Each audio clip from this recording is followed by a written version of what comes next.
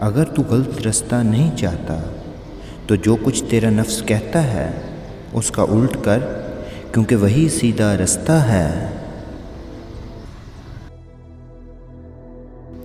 जब तू शेर होता है तो मर्दार बन जाता है और दीवार की तस्वीर की तरह बेखबर रह जाता है।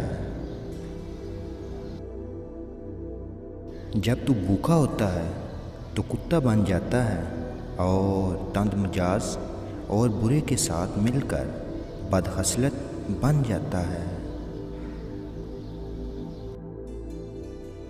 ए प्यारी उम्र, हम ग़ज़ा में मिट्टी खाते रहे, सो आखिरकार हमें मिट्टी ने खा लिया।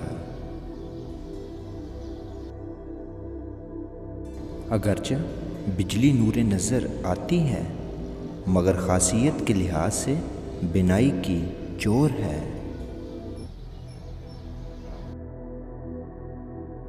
दाना की ज़ियारत अबादत है, जिससे नेक बख्ती के दरवाज़े खुलते हैं। बहुत से इब्लीस इंसान की ज़रूरत पर हैं, लिहाजा हर एक के हाथ में अपना हाथ ना दो।